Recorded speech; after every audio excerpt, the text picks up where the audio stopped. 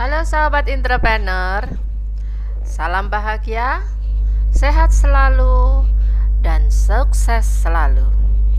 Pagi ini kita akan membahas tentang sistem di dalam bisnis atau sistem in business.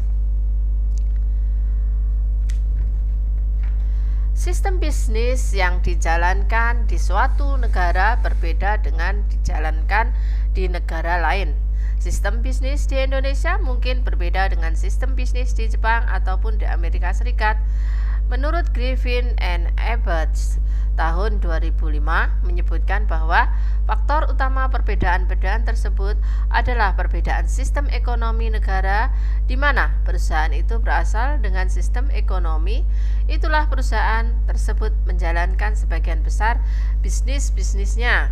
Sistem ekonomi merupakan sistem negara untuk mengalokasikan berbagai sumber daya kepada berbagai sumber daya pada warga negaranya.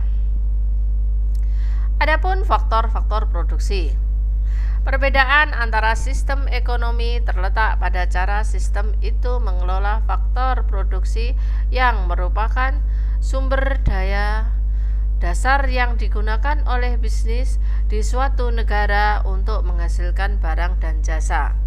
Dahulu faktor produksi hanya berfokus pada tempat faktor produksi, yaitu tenaga kerja, modal kewirausahaan, dan sumber daya alam. Namun dalam perspektif yang lebih baru cenderung meluaskan pandangan dalam memaknai faktor produksi tersebut.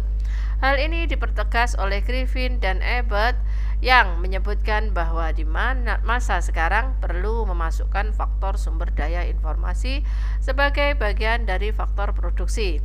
Adapun faktor-faktor produksi tersebut dapat dijelaskan sebagai berikut. Pertama, tenaga kerja. Tenaga kerja merupakan faktor utama dalam setiap kegiatan bisnis. Faktor tenaga kerja merupakan kontribusi orang-orang yang bekerja dalam memberikan segenap kemampuannya dengan baik, secara fisik maupun mental kepada suatu bisnis. Sebagai misal, suatu perusahaan yang memiliki ribuan karyawan, maka operasional besar tersebut membutuhkan sumber daya manusia dengan berbagai keahlian. Selanjutnya adalah modal. Modal sangat dibutuhkan untuk memulai bisnis maupun menjaga perusahaan tersebut dapat tetap beroperasi serta untuk pengembangan di masa yang akan datang. Modal dapat bersumber baik dari internal perusahaan yang berasal dari para pemilik maupun dari eksternal perusahaan yang berasal dari sumber pinjaman. Pemenuhan kebutuhan modal bertujuan agar perusahaan tetap dapat beroperasi dengan stabil untuk memenuhi tujuan pencapaian laba. Selanjutnya adalah kewirausahaan. Kewirausahaan merupakan sikap mental dari individu yang menanggung resiko dan peluang yang ditimbulkan oleh penciptaan dan pengoperasian bisnis. Kemampuan daya kreatif yang didukung oleh kemampuan konseptual dan teknis merupakan faktor penggerak perekonomian melalui penciptaan bisnis yang dapat menciptakan dinamika perekonomian suatu negara. Selanjutnya adalah sumber daya fisik. Sumber daya fisik merupakan hal-hal berwujud yang digunakan organisasi bisnis dalam rangka menjalankan bisnis mereka. Sumber daya tersebut meliputi sumber daya alam, bahan baku, fasilitas perkantoran dan produksi, perlengkapan serta peralatan lainnya. Sumber daya fisik merupakan faktor yang terlihat langsung dalam kegiatan operasional bisnis sebagai input utama dalam proses produksi untuk menghasilkan barang maupun jasa. Ketersediaan sumber daya fisik akan berpengaruh langsung terhadap jalannya kegiatan operasional bisnis. Selanjutnya adalah sumber daya informasi. Di era informasi seperti halnya saat ini, sumber daya informasi memegang peran yang sangat strategis dalam kegiatan bisnis. Bisnis sangat tergantung pada prediksi pasar, orang-orang dengan keahlian tertentu, serta berbagai data ekonomi untuk mendukung pekerjaannya. Hal itu semua dapat terlaksana melalui suatu sistem informasi yang akurat dan cepat sehingga dapat mendukung proses pengambilan keputusan bisnis. Fungsi dan aktivitas bisnis. Bisnis melaksanakan fungsi-fungsi dan aktivitas-aktivitas yang mempunyai kesamaan dan menggunakan faktor produksi atau input untuk memproduksi barang atau jasa. Aktivitas-aktivitas tersebut meliputi menciptakan barang dan jasa, memasarkan barang atau jasa kepada konsumen, menghitung transaksi keuangan, merekrut, melatih, dan menilai karyawan. Selanjutnya adalah memproses informasi.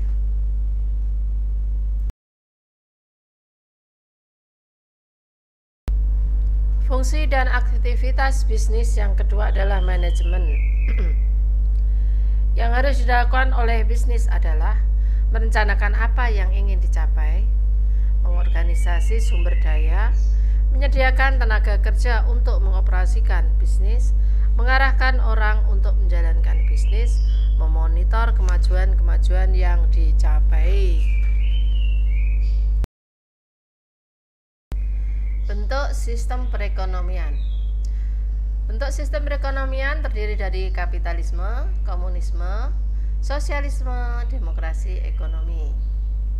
Setiap negara menggunakan sistem perekonomian yang berbeda-beda. Setiap perusahaan harus memahami sistem perekonomian mana yang dianut oleh negara di mana perusahaan tersebut berada agar dapat menyesuaikan dengan operasional perusahaan sehari-hari. Sistem ekonomi merupakan metode yang mengatur bagaimana mengalokasikan sumber daya, yaitu tanah, tenaga kerja, modal, dan kewirausahaan untuk memuaskan kebutuhan masyarakat. Beberapa bentuk sistem perekonomian suatu negara adalah sebagai berikut, yaitu pertama, kapitalisme. Sistem kapitalisme atau dikenal juga dengan istilah private enterprise system merupakan sistem perekonomian yang bercirikan di mana seseorang bebas untuk memiliki kekayaan, memiliki perusahaan, bersaing secara bebas dalam pasar. Seseorang yang bebas memilih dan membuat barang atau jasa yang diinginkan. Jadi dalam sistem kapitalisme terdapat 3 sifat pokok, yaitu hak milik atas barang modal ada di tangan orang perseorangan. 2. Harga barang atau jasa ditentukan oleh permintaan dan penawaran ekonomi pasar. 3. Adanya persaingan bebas.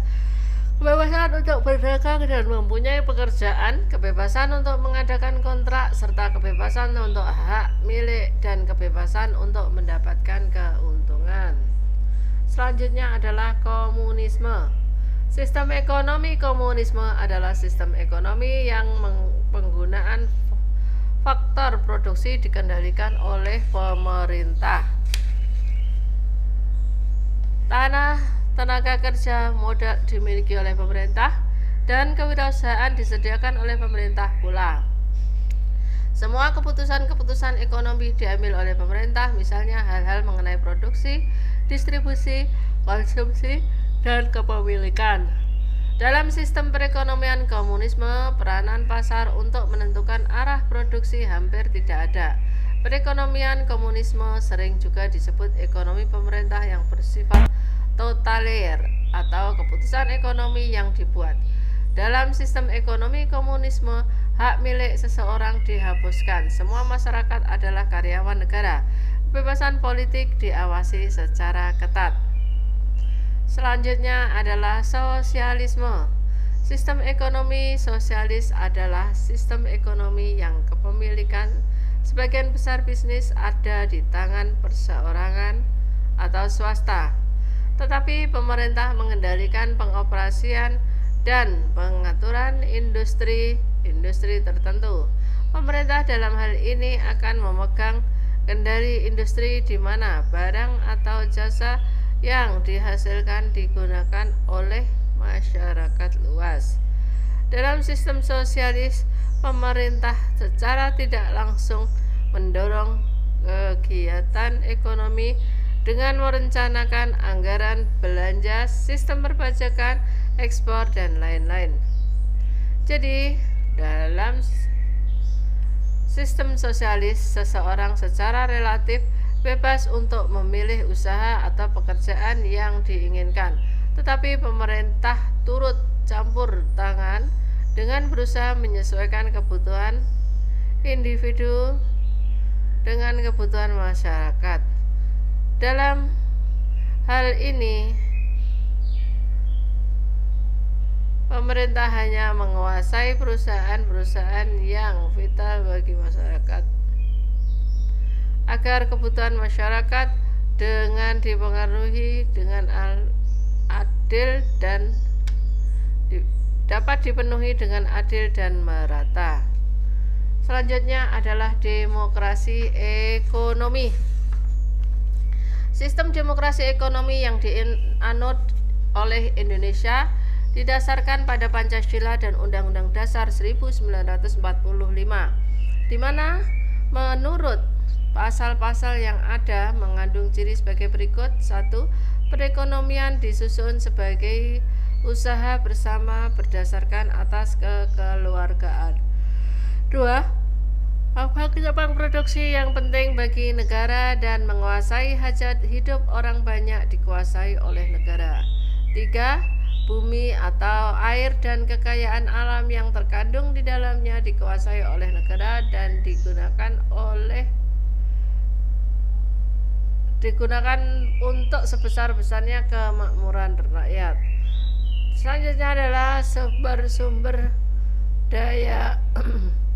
sumber-sumber kekayaan negara dipergunakan dengan permufakatan lembaga-lembaga perwakilan rakyat serta pengawasan terhadap kebijakan ada pada lembaga perwakilan rakyat pula.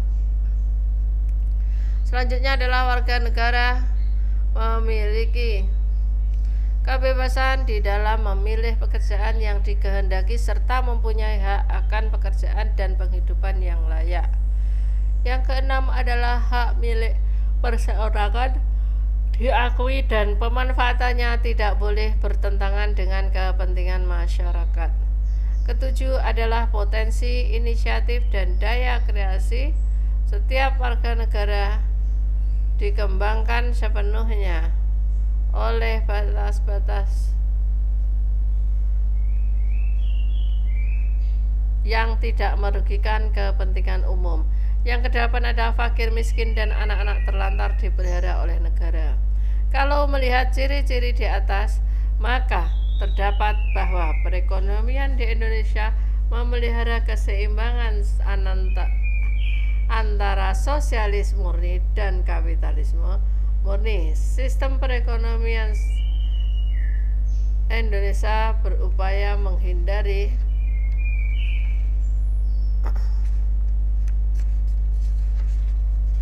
satu, adanya eksploitasi manusia seperti yang terdapat dalam sistem kapitalisme. Dua, adanya sistem etatisme, inisiatif dan daya kreasi masyarakat dimatikan oleh negara. Yang ketiga adalah adanya sistem monopoli, yakni adanya pemusatan kekuasaan ekonomi pada satu kelompok tertentu. Demikian sahabat entrepreneur tentang sistem dalam bisnis atau sistem in business. Semoga bermanfaat untuk kita semua, terutama bagi sahabat entrepreneur yang ingin lebih tahu tentang bisnis. Apa itu sistem bisnis? Demikian, terima kasih.